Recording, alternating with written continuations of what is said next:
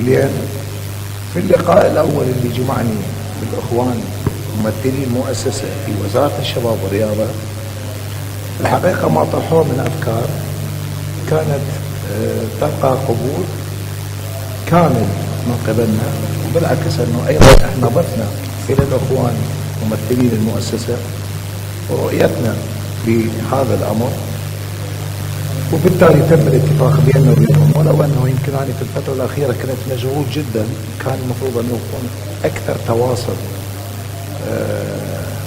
مع الأخوة المؤسسة، ولكن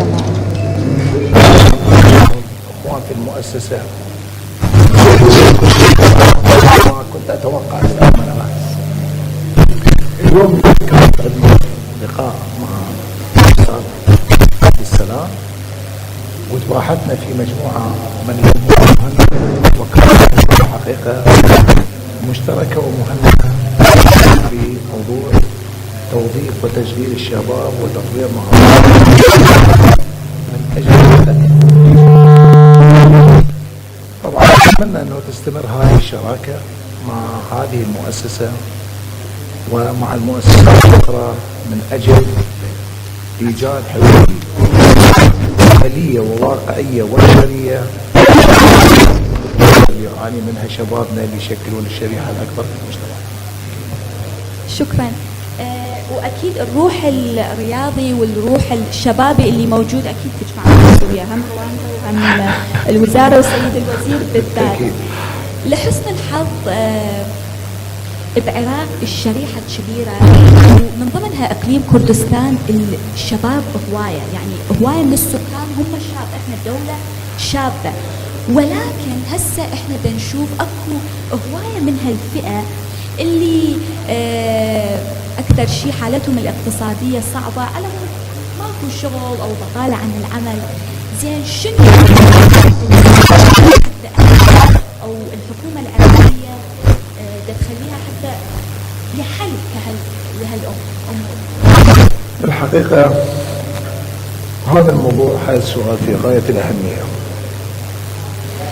الحكومة منذ اليوم الأول حقيقة لعمل الحكومة جاءت حل أزمة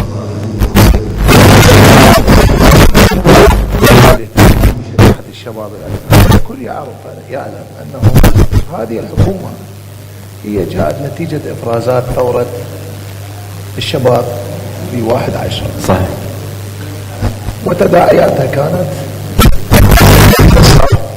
الحكومة السابقة ومجيء حكومة جديدة. البرامج اللي برنامج الحكومة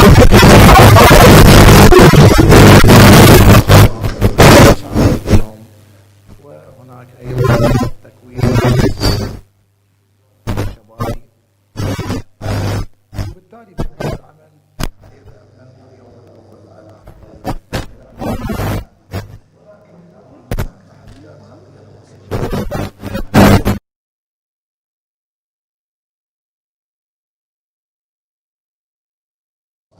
وإنما للعالم كله، ولكن احنا فعلا في أزمة اقتصادية خطيرة جدا، بالإضافة إلى الأزمة الاقتصادية اللي هي أيضا يعني لها تأثير كبير على العالم بشكل كبير، ولكن أيضا مأثرة علينا بنفس الغدر. بالإضافة إلى بعض التحديات أحيانا اللي تكون الأمنية وبسبب الاختلافات السياسية اللي ما بين الكتل. ففي ظل هذا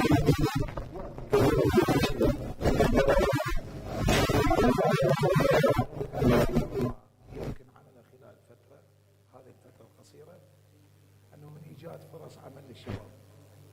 هناك الآن مبادرة صار فلسطين بشكل صحيح، تم تحويل هذه المبادرة من وزارة التخطيط إلى وزارة العمل والشؤون الاجتماعية وبالتنسيق مع وزارة الشباب والرياضة. هناك الحقيقة يمكن خلال الأشهر القليلة الماضية، يعني قبل شهرين، بدأت بالتواصل مع قطاع البنوك والقطاع الخاص من أجل إيجاد حلول لهذه المشكلة. ومع البنك المركزي أيضا، ومع العتبتين العباسية والحسينية. الآن من ضمن المشاريع اللي بنعمل عليها مشاريع استراتيجية صغيرة بنعمل عليها أيضا.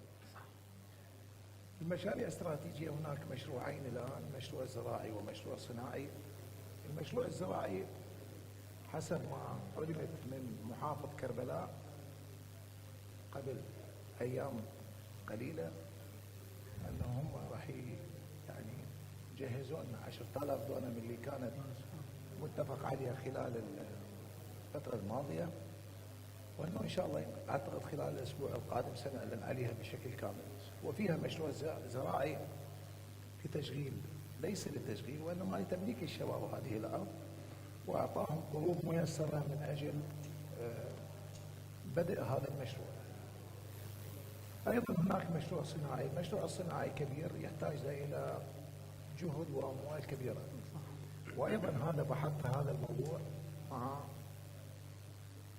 السيد محافظ البنك المركزي، وهو في دراسة متكاملة.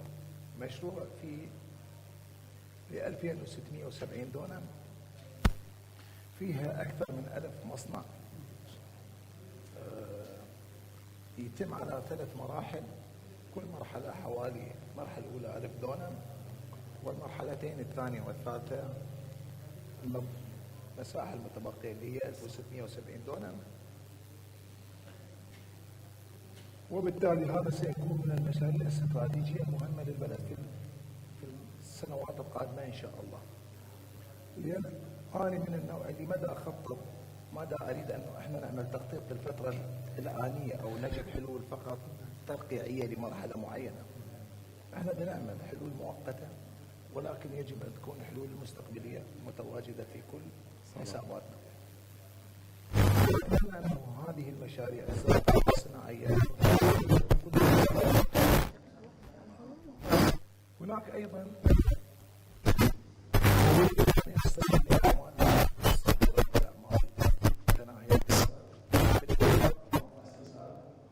وبالاتفاق مع البنوك، فإن شاء الله سترى النور خلال الفترة القادمة. الحقيقة اليوم هو مكمل.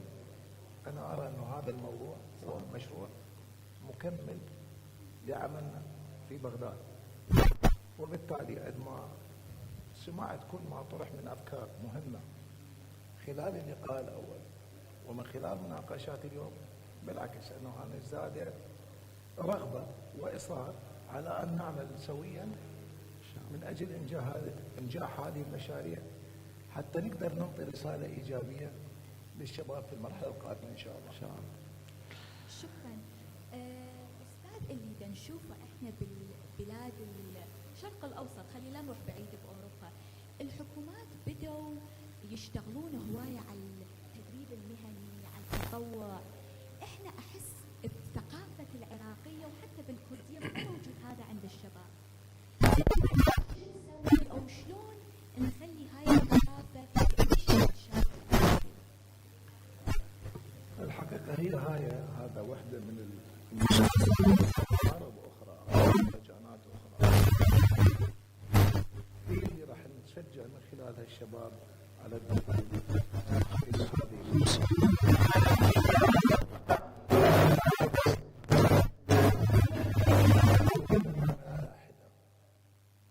وبالتالي هاي المشكلة كبيرة. اثنين، أنه حجم البطالة عندنا كبير جدا. ثقة الشباب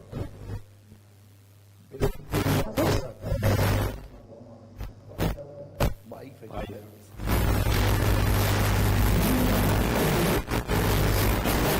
احنا اليوم كل العراق يريد تعيين. العراقي متعود اليوم يريد تعيين في الدولة، ولد يخلص راتبه يجي ما يداوم يقاتل، وبنهاية المطاف من يكبر ياخذه وينتهي الموضوع. ولكن أنا اليوم أوجه رسالة لكل شباب رسالتي راح تكون واضحة جدا وصريحة ودائما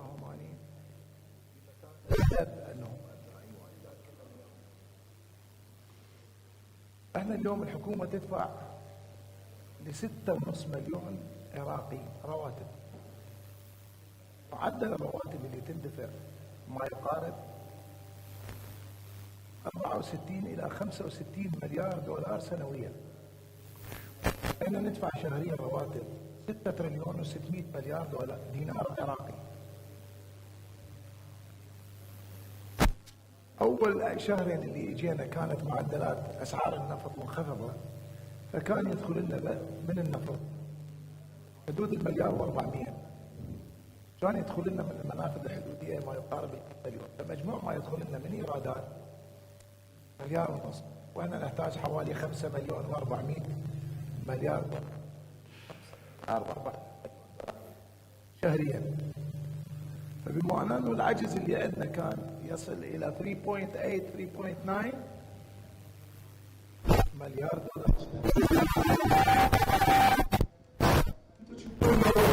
احنا ما عندنا رواتب، احنا جينا على ميزانية خاوية في ظل أزمة اقتصادية خانقة يعيش العالم كله وليس العراق فقط. فاليوم أنا رسالتي للشباب، أتمنى منهم أن يبتعدون عن الكلام وعن التفكير فإنه لازم أن يتعين بالحكومة، لأن التعيين أصبح شبه مستحيل في الوقت الحاضر. اثنين، ما نريد نوقع احنا بنفس الخطر اللي وقعوا فيه حوالي 1 مليون شاب عراقي في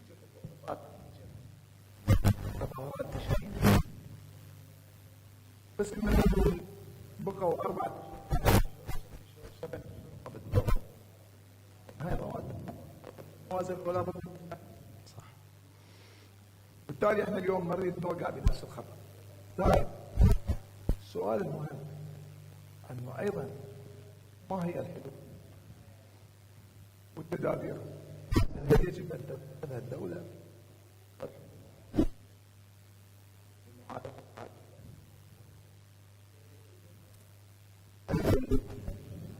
يعلم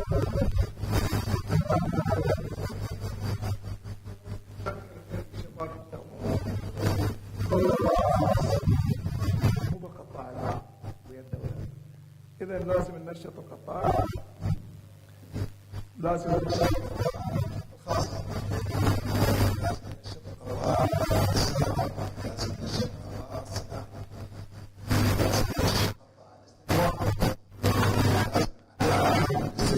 نخلص من البيروقراطية والروتينية الموجودة، لازم نصلح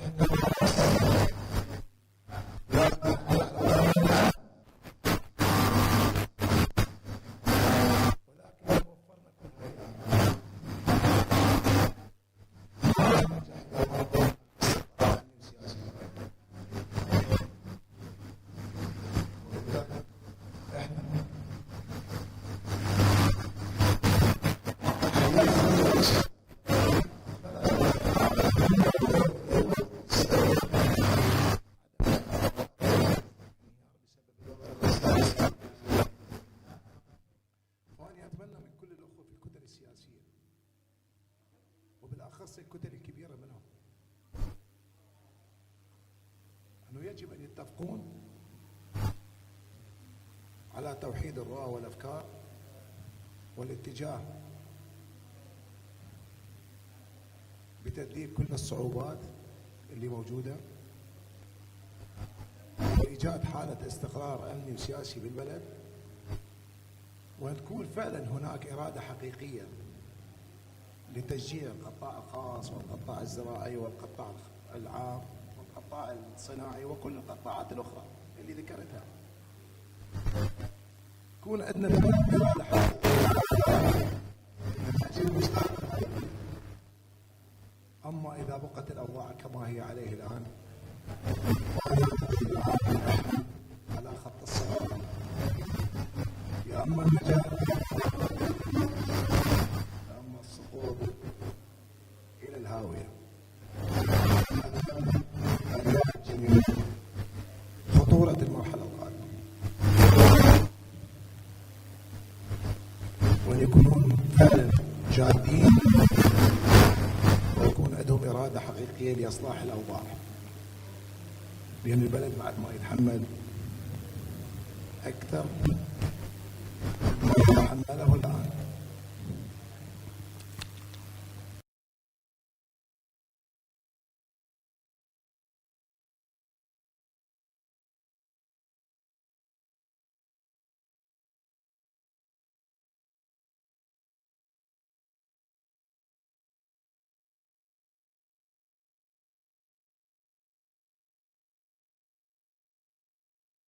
بەتایبەتی هەر ئەو کێشە هەیە، بەڵام پرسیارەکە لێرە چییە؟ ئێمە بۆچی هەڵی بۆچی خۆباشی مهنی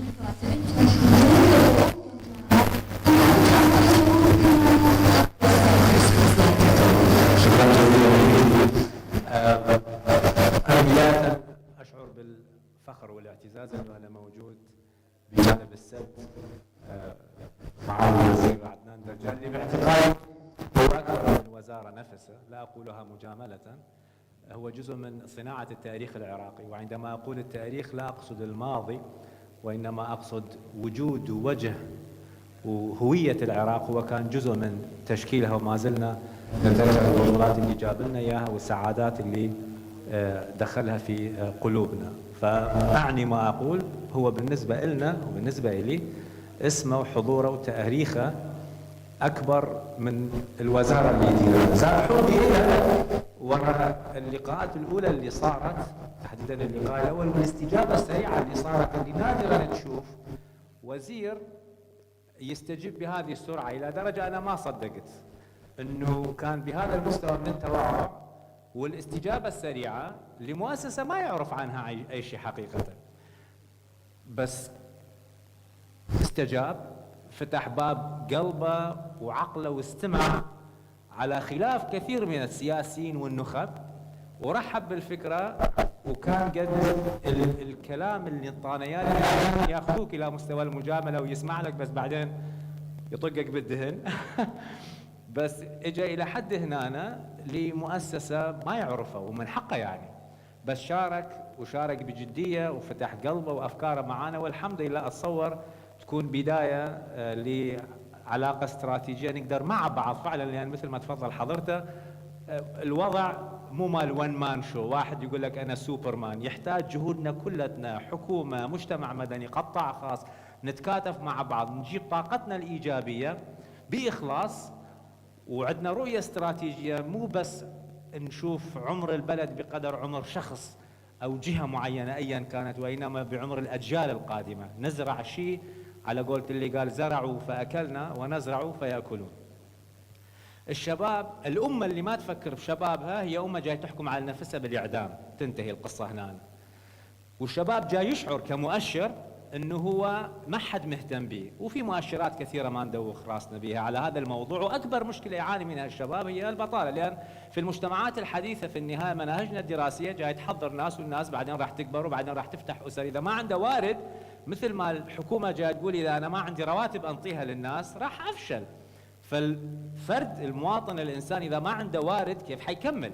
لأن احنا مو مجتمع فقط زراعي، ولا مجتمعات الأولية بس نقطف ثمار من الأشجار وراح ناكلها يوميا والله كريم على الغداء والعشاء.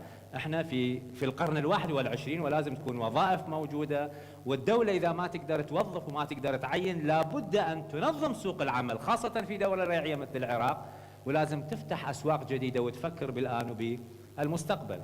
فهذه تحتاج حلول شاملة متكاملة. تفضلتي حضرتك على الجهد التطوعي والجهد الانترنشيب، التدريب المهني، أو ما أعرف أصلا إيش راح يكون ترجمتها، لأن مثل ما نعرف في المجتمعات عادة تكون ممارسة بعدين ينحتوا لها مصطلح، لأن إحنا أصلا الممارسة ما موجودة، فكلش عندنا تدريب صيفي نسميه، بس هو مو تدريب صيفي، أوسع من هذا المعنى. عموما حاجتها وضروريتها تأتي من أن أولا هي تكون العمل التطوعي خاصة هو مؤشر على أنه في عندنا فرد مواطن مجتمع طالع من أنانيته ويفكر بالآخر، يفكر بالمجتمع، أنه أنا أبذل جهدي، خبرتي، طاقتي حتى أشارك وأدعم بها الآخرين. فإذا سلوكيا أخلاقيا قيميا هي شغلة مطلوبة. بالإضافة إلى للخريج الجديد في ظل مناهجنا التقليديه النظريه، مع احتراماتي بس لحد الان ما تهيئ لي سوق عمل، لان اصلا احنا دوله ريعيه تعتمد على النفط، فما منافسين في سوق المهارات.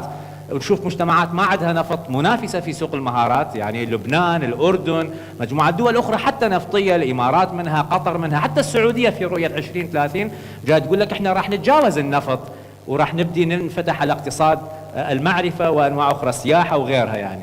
فاحنا بحاجه الى هكذا تفكير. القصد اريد اقول الجهد التطوعي مطلوب، لان خريجنا لان ما راح يشوف فرصه عمل مباشره، تعيين حكومي اللي نعم كلنا متفقين حيكون انتحار ذاتي حقيقه، بس كيف اقوي السيره الذاتيه مالتي؟ وحده منها انه ابدي اشارك في مجموعه اعمال تطوعيه، حتى اني كصاحب عمل اذا اريد اعين شخص متخرج من 2016 مقدم السي في ماله ب 2020، انا اشوفه 4 سنوات هو قاعد ما مسوي اي شيء، انا حقيقه راح اشك به، يعني انت 4 سنوات شو تسوي؟ نعم الحكومه مع احتراماتي بها اشكالات هوايه، المجتمع كذا لازم ننتقدهم، بس هذا جزء من القصه. الجزء الثاني انت شو مسوي في ظل 4؟ شاركت في جوله تدريبيه، حاولت تطور من نفسك، قدم جهد تطوعي، راح تنطيني مؤشر اذا انت قاري 5 كتب، يعني شوفني شيء انه انت ما فقط قاعد تندب حظك، متحرك شويه. والانترنشيب شويه اضيق من مفهوم التطوع اللي هو تدريب في مكان العمل، فالعمل التطوعي مفهوم أشمل وأوسع، لأن في إرادة ذاتية حتى أنا أقدم خدمة، جزء منها ممكن يكون تطوير السي في وأتعلم خبرة. الانترنشيب تحديدا هذا التدريب في مكان العمل هو مركز فقط حتى أنا أطور مهاراتي في هذه المهنة المحددة. فهو أنا باعتقادي مطلوب نخلق ثقافة بهذين الجانبين، ولأن عندنا زملاء آخرين فأنا راح أقطع هنا كلامي. شكرا لك أستاذة. عبد السلام، أنا ملاحظة بروانجا اليوم قبل ما يبدي الجلسة حكيت ويا بعض من الشباب والشابات وهم هسه التدريب مهني ويا روانجا، صح. فممكن تحكي لنا على هالموضوع، يعني انتم دا تعطون هاي الفرصة جديدة هنا بالسوق العراقي والكردستاني همين، فإذا تحكي لنا على هذا انتم شلون تعطون هالفرص؟ أريد أبدي من نقطة المنظمات المجتمع المدني، يعني منظمات غير ربحية وغير غير حكومية مستقلة. جزء كبير من أنشطتنا هي تعتمد على المنظمات الدولية، وجزء آخر على الشركات المحلية. واللي موجود على يساري كاك مازن أريد أشكره جدا جدا، لأن لولا وجود أشخاص مثله شاب ورائد أعمال وطموح ومهتم بالشريحة الشبابية، يسخر مجموعة من الموارد حتى يدعم أنشطتنا، حتى يساعد الشباب، أنا حقيقة أريد أشكره أيضا. ووجود أيضا شباب يشاركون معنا مثل الدكتورة ويثقون بنا، نأمل أنه إحنا نكون بقدر هذه المسؤولية اللي هم جاي ينطونا إياها. نحن ندعي ونحاول نثبت بشكل واقعي وعملي انه احنا مهتمين بالشريحه الشبابيه، ففتحنا باب التطوع حتى جزء منه يكون الشاب يطور سيرته، يشتغل اكثر، يتقوى بخبراته ومهاراته، يكون اقرب من عندنا حتى يفهمنا، ونشكل هذا التجمع اللي تفضل عليه معالي الوزير، جهود مشتركه، لان انه بس انا البطل الاوحد، حتى لو كنت البطل الاوحد بعد فتره راح اعجز، راح امرض، راح اموت، فلازم اورث هذه الشغلات. فاحنا عندنا فتحنا للمتطوعين، فعندنا أكثر من 3000 متطوع على كداتا بيس، فمع كل جهد مبادرة نبدي نعمم منو يريد يشتغل معنا، فتجي مجموعة سير وفق المهارات المعينة، ونحاول نعطي فرص أكثر لأكثر من مجموعة شبابية لمبادرات متنوعة، وجزء منها سنويا تقريبا كمتدرب، لأن هي أيضا تحتاج شوية سيولة مالية، 4 إلى 5 سنويا يقدمون عندنا، فننطيهم محل عمل مثلا كمبيوتر معين حتى يسوي الشغل ماله، أو أحيانا هو جهد يتجاوز فقرة أنه بس يكون موجود في المكتب، يسوي مجموعة أعمال ممكن خارجة، فإحنا متبنيها كسياسة. وأصلا عندنا مبادرات، ما أعرف راح يكون بعدين وقت لو لا ما أريد أحكي هواية، تهتم بخلق ثقافة التطوع، مثل مبادرة الشاب المتطوع اللي هي مبادرة سنوية لشباب ما لها علاقة بالمنظمات المجتمع المدني، مع تلفزيون نوار عندنا مبادرة على مستوى محافظة دوك أيضا اللي خلق ثقافة التطوع هناك، مع هذه المبادرات الأخرى اللي إحنا نسويها. بس اليوم راح تطلق الاتفاقية بيننا وبينك حول موضوع أنه التعاون يكون موضوع والله أنا أدق عليها أصبعتين، يعني يا ريت يا ريت إن شاء الله. اتفقتوا هاي احنا ممتنين نفتخر. بالعكس هذه خبرتك على صدق. قبل ما ندخل القاعة أنه احنا في مؤسسات وفي قطاع بنكي صح قطاع مجموعة من البنوك لأنه تتعاون يعني في موضوع توفير قروض ميسرة فوائد بسيطة جدا صدقت لأعمال لذلك احنا مستعدين. بالعكس يسعدنا هذا الشيء، بالعكس نفتخر ونتشرف. شكرا لكم معالي. احنا مستعدين نتعاون وياكم وايضا نسوي لكم يعني مركز في بغداد روعة. وفي المحافظات الاخرى، لان هذا المركز اتمنى وهاي المؤسسه انه تنتشر على مستوى العراق بالكامل. روعة، ممتنين جدا، الف شكر لكم. معليش اما مشاركه القطاع الخاص والقطاع الاتصالات فهو بالتاكيد مهم جدا، لازم يساهمون، لازم راح اقول لازم لازم يساهمون، لان هم ايضا مو بس قطاع الحقيقه الاتصالات، حتى قطاع البنوك، الشركات الخاصه. انا اعتقد البلد في ظرف اقتصادي صعب وتحتاج الى تعاون وتكاتف الجميع من اجل على الاقل تقليل الاضرار الناشئه في هذا التوقيت والتعاون. يعني وانا حقيقه للامانه اجد ان هناك تعاون كبير من خلال لقاءاتي بقطاع البنوك وبالشركات الموبايل، الهاتف النقال، وبالشركات الخاصه. هناك تعاون كبير خاصه فيما يخص القطاع الرياضي، وبالتالي انه احنا امنا ايضا شراكات يعني او رعايات خاصه الان اول 3 رعايات صارت 3 اتحادات من قبل بنك التي بي اي.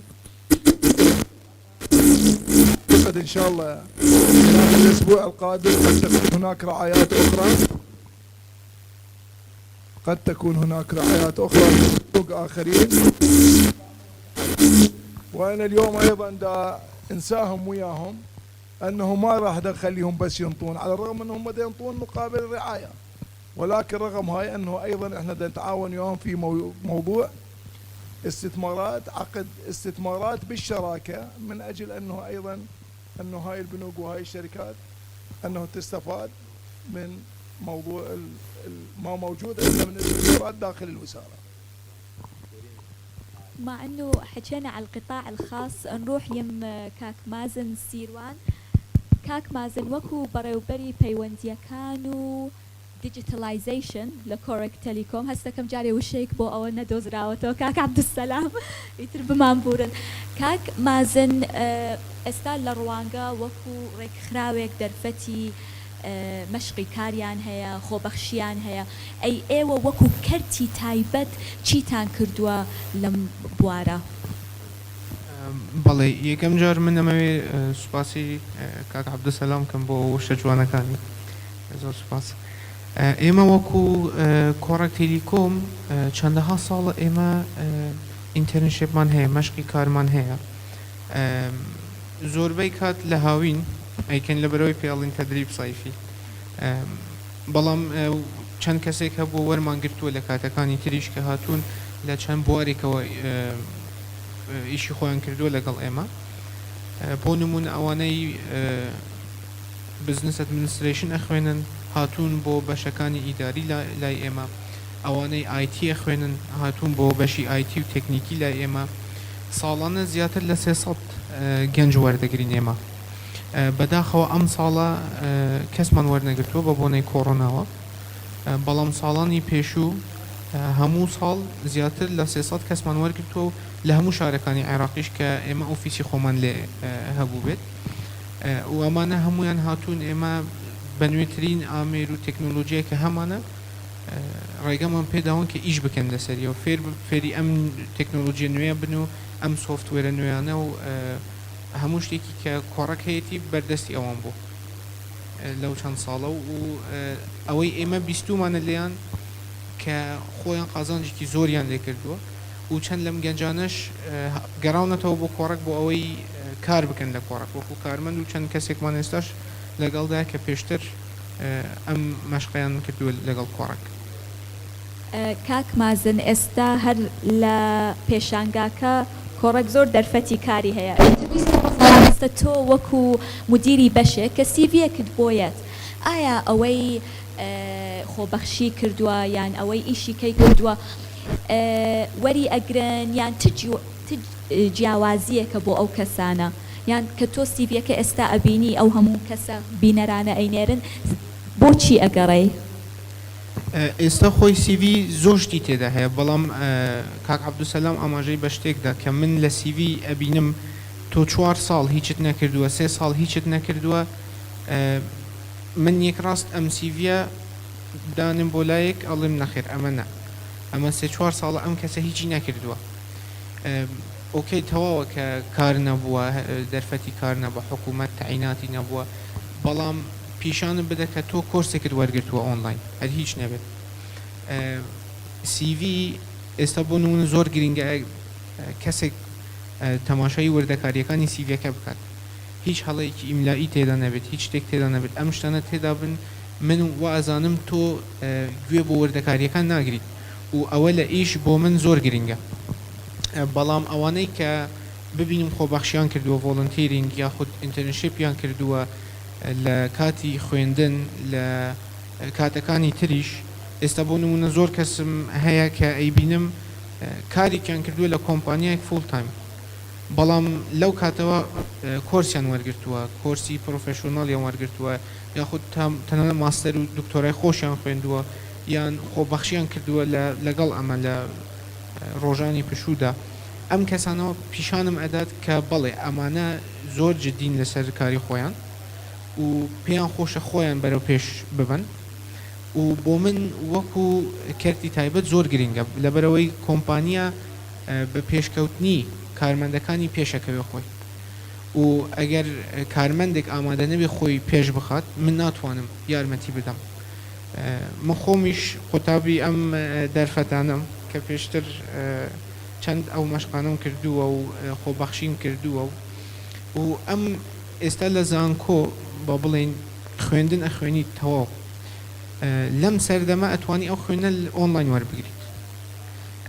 بەڵام ئەو خیبرەی زانکۆ ناتوانانی ئۆنلاین وەربگریت کە تێکەڵاوی ئەم خەڵکە ئەبیت و ئەم برادرانە ئەبیت و ئەتوانیت ئەم دەرفەتە خۆبەخشیانە وەربگریت و کەسانی زیاتر بناسیت لە ئەمڕۆدا بۆ کەسێک کە ببێ بە کارمەند تەنیا ئەوە نییە لە مارکتی کوردستان و عێراق کار دەکات لە مارکتێکی نێودەوڵەتی کار دەکات بۆ نمونە من بەشی خۆم تەنیا بەشی خۆم ئێمە کار ئەکەین لەگەڵ چەندەها کۆمپانیا لە هەموو وڵاتەکانی دراوسێ کارەکەین لەگەڵ چەند کۆمپانیایەک لە ئەوروپا تەنانەت لە بەرازیل کۆمپانیایەکمان هەیە ئێستا کاری دەکەین لەگەڵ چەند پرۆژەمان هەیە ئەگەر کەسێک بێت وەکو پێڵێن گلۆبل سیتیزن یاخود هاوڵاتی نێودەوڵەتی ئەگەر بکەین بە کوردی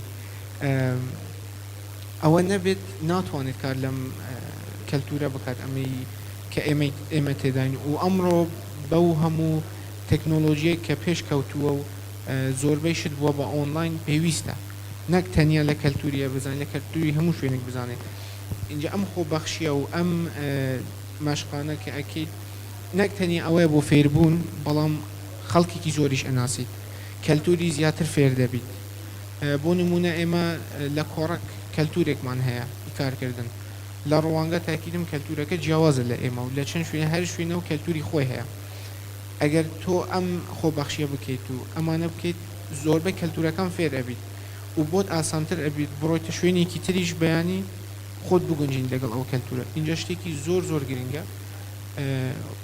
و ئاسانیشە بیکەن خۆ بە هەموو کەسێک خۆبەخشی پێویستە کارمەند نەبێ و موچەیەکی نەبێ زۆر ئاسانترە بۆ ئێمە کە بڵین ئۆکێ وەرە فەرموو اینجا ئەم دەرفەتەم بۆ گەنجان دەست خۆتان مەدەن وەکو تۆ وتت کاک مازن هەندێک جار تۆ ڕاستە لەوانەیە بە مەعاشێکی زۆر کەمیان ئەسڵەن بێ مەعاش بڕۆی لە شوێنێک ئیشکەی بەڵام یەکسەر زۆربەی ئەو ریسەرچەی کە من کردومە دوای ئەوەی کە فعلەن ڤەیکنسی هەیە ئیش هەیە ئەولەویەت بۆ ئەو کەسانەیە کە لەوانەیە مەشقی کاریان وەرگرتووە یان ئەو کەسانە هەندێک جار ئەوەنە باشن لەوانەیە کۆمپانیاکە هەر نایەوێ بڕۆن بمێننەوە ئیتر بۆیە دەرفەتێکی زۆر باشە لێرەوە ئیمان خان ئەزانم تۆش بەشدار بووی لە دووسێ مەشقی کار ئینتەرنشیپ بەڵام لە دەرەوەی وڵات لە دەرەوەی کوردستان حەزەکەم تۆزێ باسی ئەو ئەزمونەمان بۆ بکەی و ئێمە ئەتوانین چی فێر بین لەو ئەزمونەی تۆ بۆ گەنجەکانی ئێرە. سەرەتا بەس دەمە دەستخۆشی هەموو کەسێکی بکەم کە لێرێ ئەوڕۆکۆ دەستخۆشی دەستگای ڕواگەشت دەکەم. ئەم ئینتەرنشیپم کرد لە وڵاتی بریتانیا و وڵاتی قەتەر. ئەو شتانەی کە لە کنەوان دیتم لە کنەخۆمان نەمدیت ئەوەیە کە زۆربەی کۆمپانیاکان زۆربەی نەخۆشخانەکان چەند شوێنەچیان هەیە لە بۆ ئینتەرنی کە زۆربەی کۆمپانیاکانی خۆمان لێرە ئەو شتیان نییە. شتێکی دی ئەوەش بوو کە پادەشت هەیە یاسا هەیە مافی خۆبەخش یاخود مافی ئینتەرنی دەپارێزیتن بەبرە پارەی کەم ئینتەرن ئیش دەکاتن کار دەکاتن. شتێکی دیش ئەوە بوو کە لەوێ هەبوو ئەوە بوو کە مەردە لەسەر هەموو قوتابیەکی کە لەوێن دەرا بە پێشەوەی تەخەڕوج بکاتن دەبی چەند کاتژمێرە کاری خۆبەخشی کردبیتن یاخود ئینتەرنشیپی کردبیتن. ئەو خۆبەخشی دەست پێ دەکاتن لە قوتابخانەیەوە پێشەوەی قوتابی حتە بگاتە کۆلیژ. هەروەها لە کۆلیژەوە زۆربیان کۆرسی کۆتاییان لە کۆلیژ ئەوەیە کە دەبی ئینتەرنشیپی بکەن کە ئەو شتە لێرانە نیتمان و دەتانی لەوان فێربین. باشە ئیمان خەم بەڕای تۆ ئێمە چۆن ئەتوانین تەشجیعی ئەو گەنجانە بکەین تاکو بڕۆن لە کۆڕێک تەلیکۆم بڕۆنە ڕوانگە بڕۆنە ئەو هەموو شوێنانە کە ئەو دەرفەتەیان هەیە. بەڵێوەچی تازە باسم کرد هەندێک یاسا هەبیتن لە بۆ پاراستنی مافی خۆبەخش هەتا لەلایەن خۆبەخشەکە و لەلایەن خاوەنکارەکان یان خاوە کۆمپانیاکان ڕۆم بیتن ئامانجەکە چییە نەک خۆبەخش بەکار بهێنرێتن لە بۆ بەڕێوەبردننی ئیشی کۆمپانیایەکە. پادەشتەکیش هەبیتن هەر خۆشە ئەوە دەکاتن خۆبەخشەکە هاان دەدا کە بێتن ئیشی خۆبەخشی بکە. شرت نییە پاداشتەکە پارە بیتن یان دارایی بیتن دەکرێتن پاش تەخەڕوج ئەو کەسێک کە ئیشی خۆبەخشی کردیە یاخود ئینتەرنشیپی کردیە لەکن ئەو کۆمپانیایە بەنەوعی جودا مامەڵەی لەگە بکرێتن. ئەو شتانە حیسابی لۆ بکرێتن وەچی پاش تەخەڕوج تەقدیم لە بۆ هەڵی کار دەکاتن لەو کۆمپانیایانە. بکرێتە مەرجەکیش کە لەسەر هەموو قوتابیەک ئیشی خۆبەخشی بکات چەند کاتژمێرەی دیاری کراو وە دەکاتن کە گەنجەکان یعنی مەرجێک لەسەریان کە ئیشی خۆبەخشی بکەن. گەنجیش وەچی بەخۆی دەست بە ئیشی خۆبەخشی دەکات دەزانی کە چەند شتێکی خۆشە بەخۆشی لە مەودا بەخۆی دەتی یعنی لەو کاتژمێرانە زیاتر ئیشی خۆبەخشیش دەکاتن. بالضبط و هەندێک جار تۆ لە خەیاڵتە ئەو ئیشە ئاوایە ئێستا من باکراوندم سیاست بوو بەڵام هەر ئاوا هاوینێک بوو ڕۆیشتم مەشقی کار ئینتەرنشیپم وەرگرت لە ڕێک خراوێک و ئەوە ڕۆژێک ئەمە ڕۆژێک قەت نەچوومەتەوە هەر لە ڕێک خراو ماوەتم. هەندێک جار کە ئەڕۆی خۆت ئەبینیەوە و فعلەن ئەبینی ئەم ئیشە فعلەن حەزم لێتی و هەندێک جاریش تۆ تەسەووری شتێکت کردووە بەڵام کە دەستی پێ ئەەکەی هەست دەکەی نە ئەوە بۆ من نییە. ئیتر ئەو ئەکسپیرینسە لە 10 هەفتە بۆ 12 هەفتە ئەتوانی پێیکەی بزانی ئایا ئەوە بۆ تۆی یان نە. سيد الوزير اللي حكت عليه الدكتورة إيمان هو بالجامعات البرة الدول البرة مرات أكو خلال المنهج لازم الإنسان يتطوع لازم الطالب يتطوع قبل ما يتخرج أو من المنهج أكو تدريب مهني يروح أسبوع أسبوعين يجوز شهر أو شهرين وبعدين يتخرج. فإحنا ليش ماكو هالثقافة ثقافة التدريب المهني ثقافة التطوع بمجتمعنا أو كلش أقل من اللي المفروض يكون أو اللي نحب يكون. فرأيك شو نسوي؟ هذا السؤال مهم جدا. الحقيقة نتيجة الظروف اللي مرت بالعراق من 2003 ولحد الآن أو من سنة 80 بالأحرى هي مو من سنة 2000 العراق جار. فالعراق احنا ما نزال نعمل بالعقلية القديمة. إدارتنا لكثير من الأمور ما نزال نعمل بعقلية 30 و40 سنة الماضية. وبالتالي تشوفين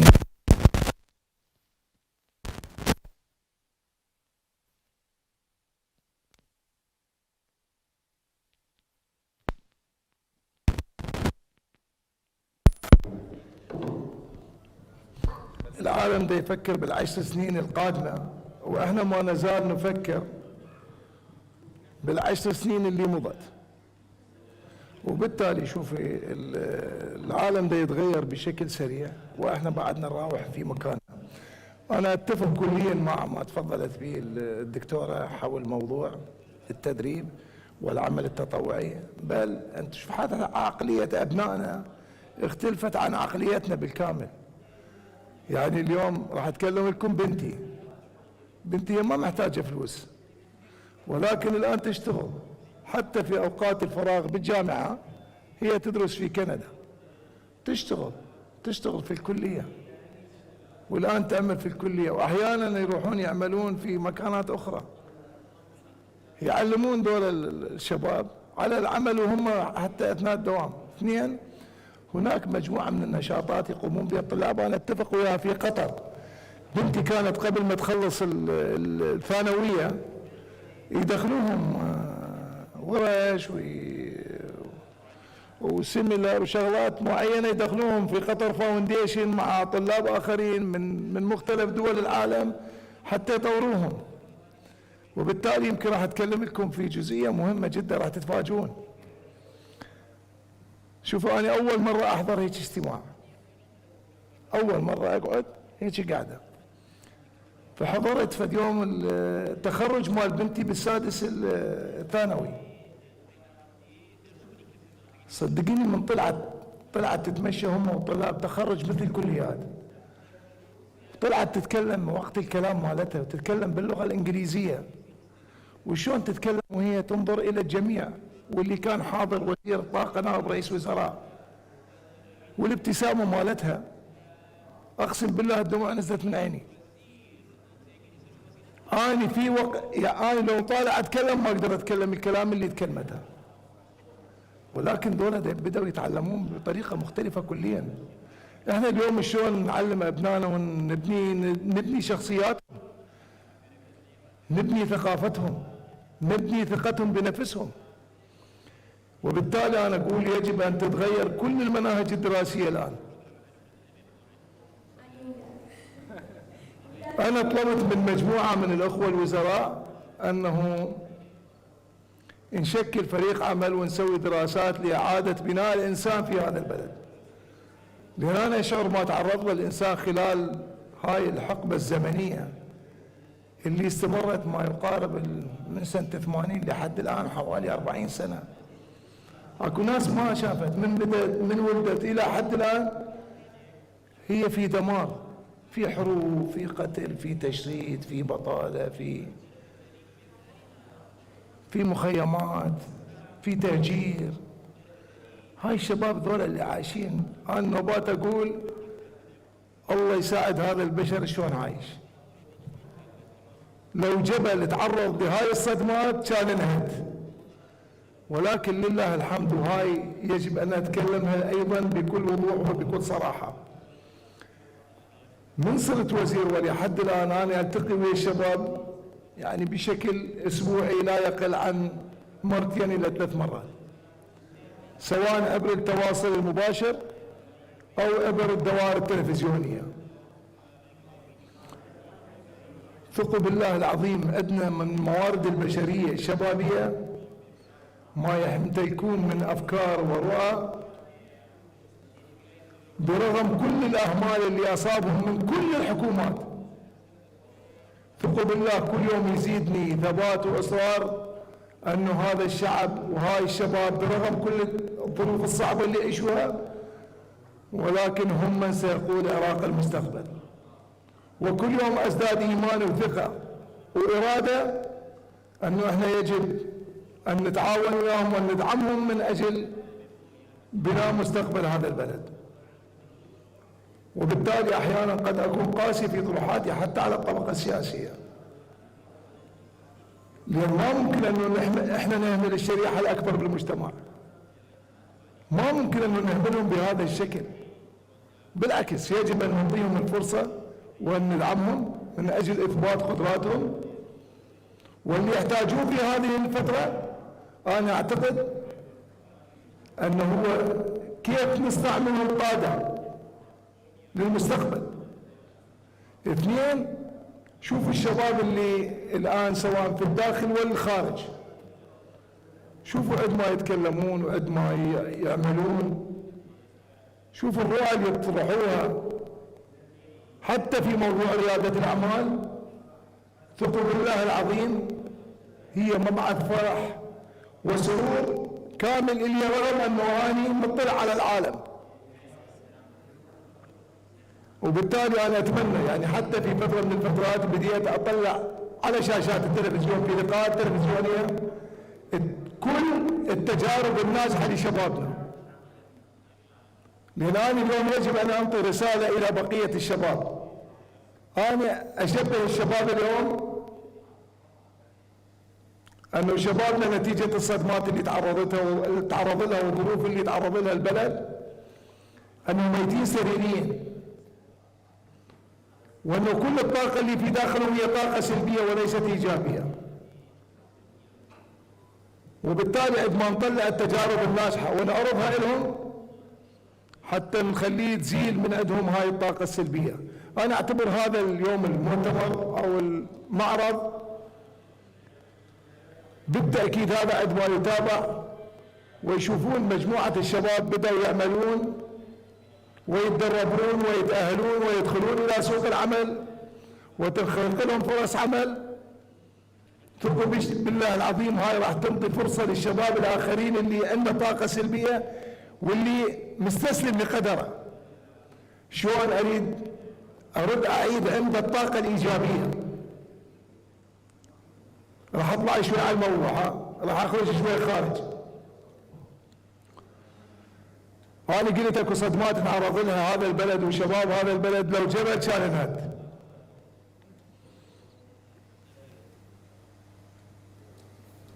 شباب العراق اليوم يعاني من 3 مخاطر حقيقية. أولها الأمية، ثانيها المخدرات، ثالثها التطرف. هذا ما جتي من دون تخطيط، هذا جتي من تخطيط مستمر لتدمير هذا البلد وتدمير الشريحة الأكبر في هذا البلد واللي يشكلون 65%. حتى البطالة، كل شيء مقصود في هذا البلد. ولكن ثورة تشرين أو تظاهرات تشرين وما تزال أثبت أنه الشباب العراقي ما يزال حي، وبرغم كل ما مر به من ظروف طلع يتحدى الجميع ويصير حريد وطن. أنا متأكد أن العالم راح يعيد دراسة الإنسان العراقي مرة ثانية. يقول لك أنا وصلت للأمية، وصلت للمخدرات، وصلت للتطرف، حتى أنهي، حتى بعد كم سنة أجي أدخل أسوي اللي أريده في هذا البلد. يطلع لي هذا الإنسان في لحظة ويصير حديد وطن ويواجه الموت بصدور عارية. هذا البشر غير طبيعي. أنا ليش أقول يمكن عندي أفكار شوية أحيانا مختلفة عن أفكار الآخرين.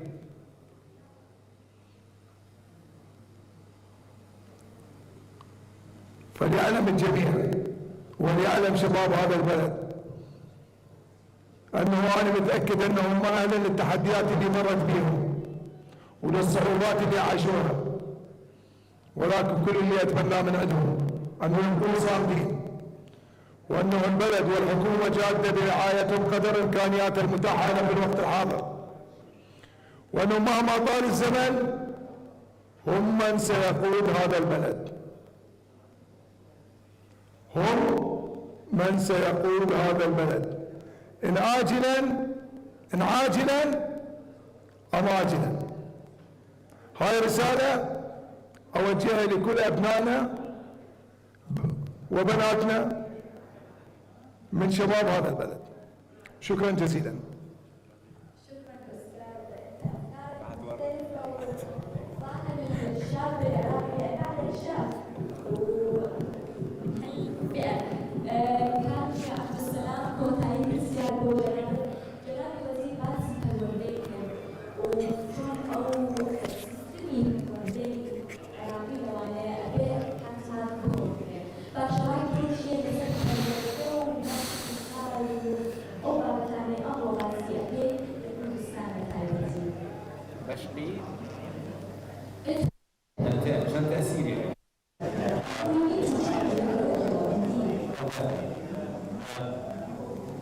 من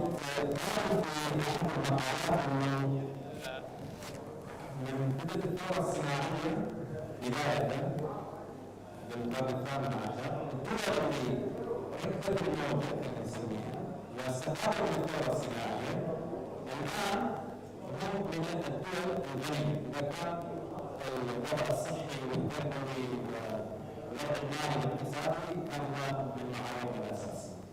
في 2016 في مؤتمر دافوس قال الجمهور احنا دخلنا كبشرية في مرحلة ما يسمى بالثورة الصناعية الرابعة. فبدأوا مجموعة من المفكرين يقولون الدول اللي ما تقدر تستوعب هذا التغير اللي صار خاصة باتباع التكنولوجيا امور مثل هذا لو ما تستهلك جميع السنة القادمة راح تبقى على نفس الوضع. كلام سليم، كلام سليم 100%.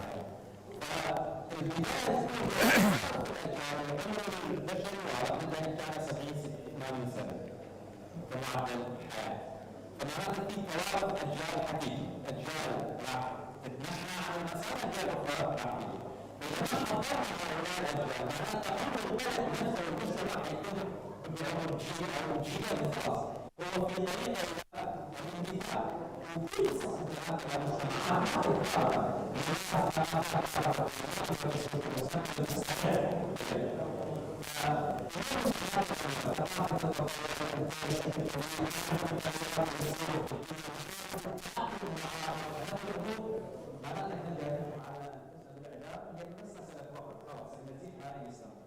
فأنا أؤيد اللي تفضلت به الدكتورة حقيقة إنه صار حجم على الموضوع.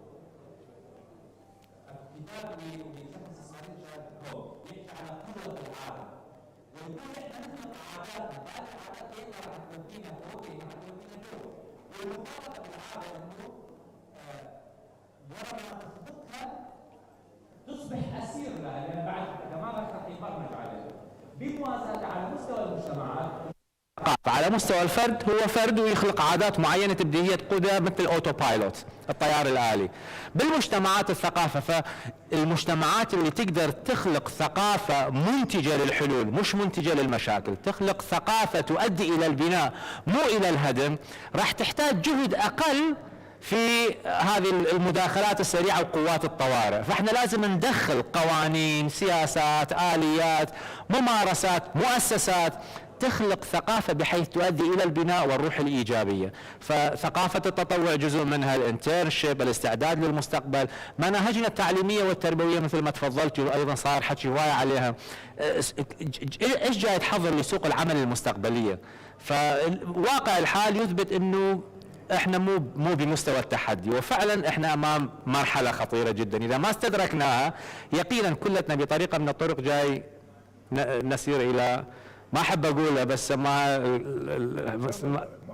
الهاويه. خلاص انا وانت الى الهاويه سماها، وانا ايده حقيقه، لان مو شرط دائما تكون نهايه سعيده، لان المتفائل هو مو ذاك الشخص اللي يخدع نفسه. بالمناسبه المتفائل يشوف الواقع مثل ما هو بس ما يستسلم له، يحاول يغير. هذا هو الفارق بين الشخص اللي يعني احيانا الناس تنتقد التفاؤل، وفي حتى ايضا مجموعه من المقالات يحجون يقولون انت ما لازم تكون متفائل، انت تكون ايجابي، بمعنى ويجيبون مصطلح اخر ما جاي يحضرني باللغه الانجليزيه، بمعنى أن رؤية الواقع كما هو. أنا أعتقد احتمال ناس دخلوا في هذا المجال وانطوا تعاريف أخرى، بس على الأقل أنا تعريفي لمفهوم التفاؤل مو أنه ما أشوف الواقع وأنت جاي تغرق وتظل تقول لا أنا ما جاي أغرق. عمي أنت جاي تغرق لازم تشوف نفسك، أنت جاي تغرق ولازم تستدرك نفسك. هذا تعريفي للتفاؤل. تسلم. آمين. تسلم. آمين.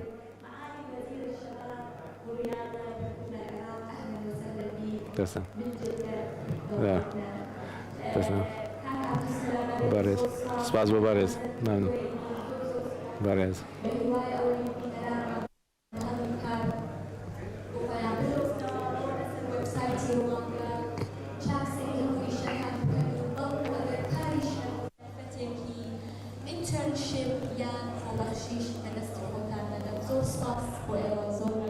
شكرا جزيلا.